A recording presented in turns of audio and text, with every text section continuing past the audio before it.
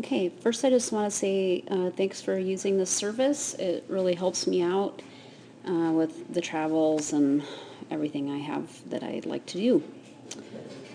We're going to watch each video in regular time and then in slow motion so I can point things out a little bit more clearly. And I picked one standard run and one jumpers run that I felt showed, gave me the most opportunity for me to explain things.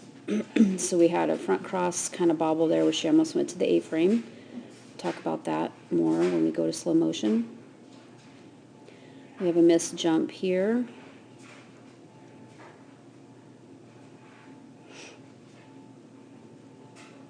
Here you're running the outside of these jumps, which is not a very good option because of what just happened there.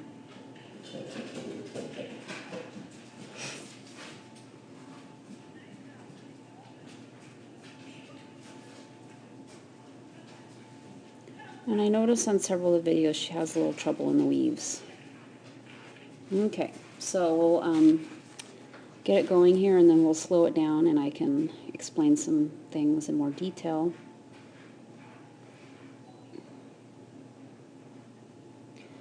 So you come over here to do this front cross and you've got your outside arm up really early. That's awesome.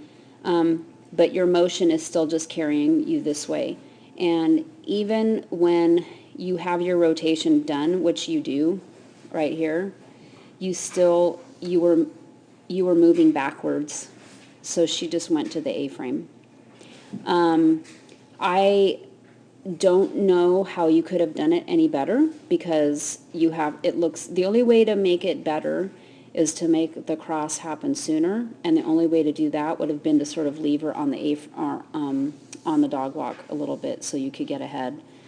I still think you could probably run a little faster so you could have gotten up there a little bit sooner, but then you would have been just driving her more over that jump. So it's just kind of a tricky spot, and I think the more experience that you guys have as a team, she'll read that better because you did have your outside arm up and you did have your shoulders turned into her a little bit, so she will get better at reading those things if you're consistent.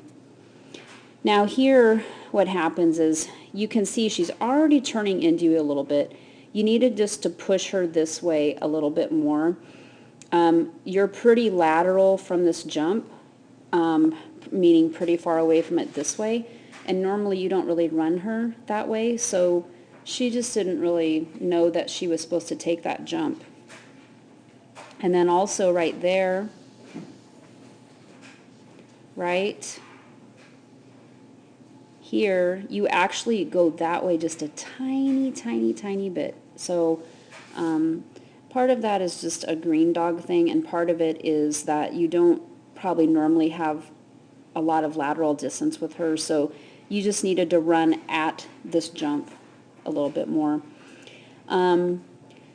Now, the jumps that are after the A-frame, this is going to be hard for me to explain, but you can see on this video the way that those two jumps are set up, that there's a slight arc to the jumps going that way, okay? And you chose to run the outside of this, which is good if your dog is really slow and you really need to motivate your dog, but your dog is not really slow.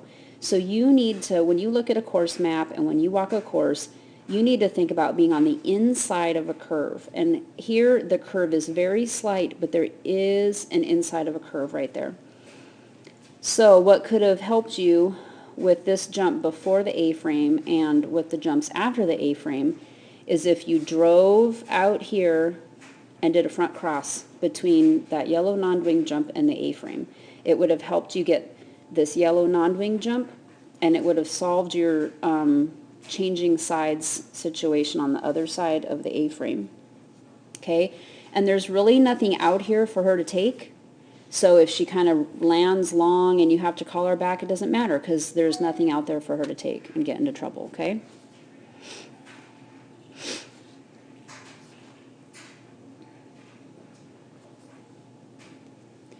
So here you are, you're going to run the outside of this. And what happened there, she cut in front of you and kept going to the left, because here she is lifting off. It's kind of hard to see.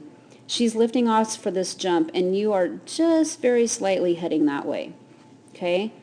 She needs to know before she takes off that she is at least going forward to that next jump. Okay? So here you are, she's lifting off, you're just starting to push her in. Well, the information, and see now you're really starting to push in, but it's just too late. She's already landed and taken a stride or two after that, so she just keeps going straight. Okay, I'm going to back that up and show it again.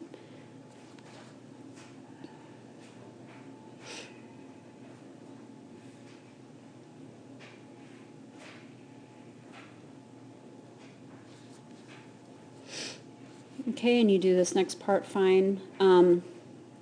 I watched all of your videos that I took, and she always had a little trouble in the weaves. I don't know why she didn't just run out of the weaves, because you were running straight at the weaves. She seems pretty happy and confident, so I think that when she doesn't do her weaves right, I think you should take her back and do them again.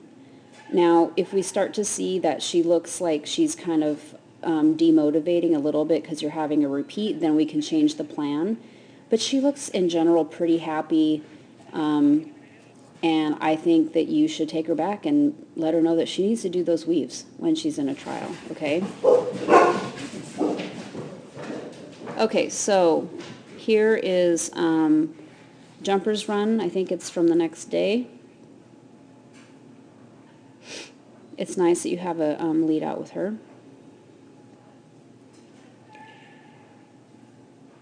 You sort of call her there and clap, and I don't think that you really needed to.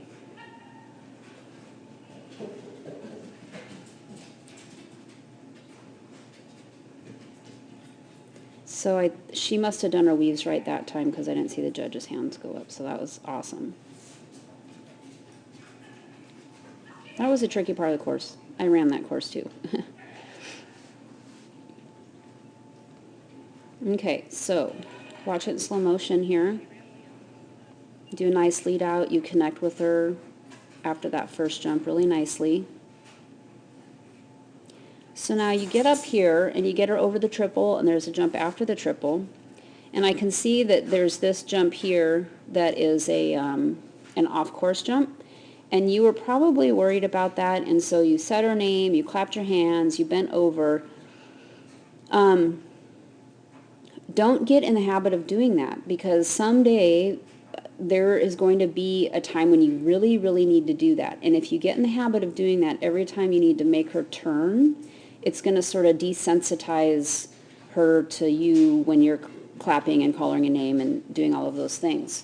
Because you do it again later in the course too. So just think about how you're going to cue a turn. And how you're going to cue a turn is when she's taking the jump that she's at right where you are right now. You're going to possibly bring up your outside arm. Probably you didn't need it in this case. And you're just going to move laterally, okay?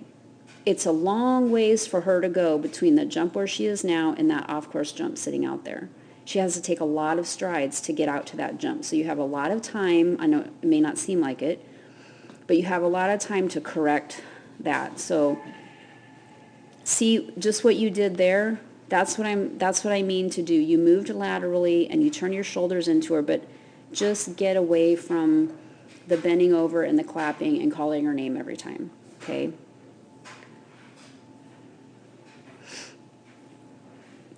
Here, do a rear, and it works pretty nice. I think that you could have done a front cross right here where you are right now. I think that you can move a little bit faster when you need to, and you could have done a front there.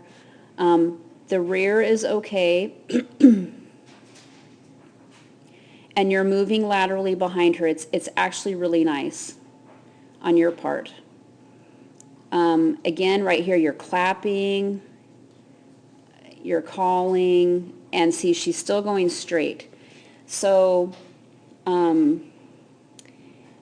this is one of those things where she just, she just sort of needs to learn how to do it. You're great. You moved over laterally behind her. You would be cueing this jump, and she's still going straight. The one thing that I notice is that you're clapping and you're calling, and look, she's still going straight. So just try to get yourself to stop doing that. Force her to pay attention to your motion, okay?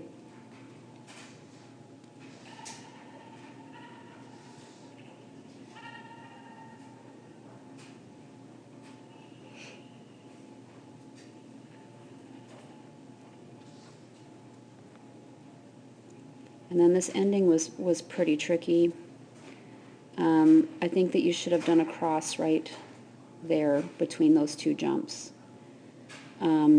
Again, there kind of isn't really anything out here, so if she sort of lands long from, this jump, and by you coming out here to do a cross, you sort of push her out in this direction, there's really nothing out there for her to get in trouble with, and it would have made the ending a lot simpler, a lot easier, and it would have prevented her from going around that jump.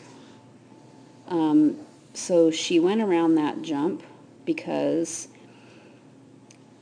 well, you can see after she lands that jump, she's sort of going this way anyway, which is fine, but you're kind of facing this way too. So before she takes that next jump, she needs to know that she's coming this way, and you're still kind of going the other, See, you're still moving this way.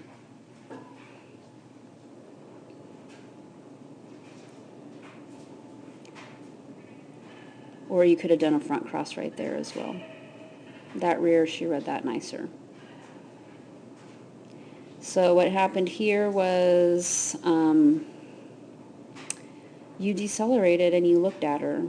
And I don't know if there was something outside the ring. That was right here, you decelerate. But you may have decelerated because you could see she was coming towards you. So I'm not sure if there was something outside the ring that was sort of distracting her or what. And your deceleration could have been as a result of her coming in towards you. So nice job, though. You've made a lot of improvements, and just be careful about the clapping and the name calling unless you really, really, really need it. Okay? Thanks.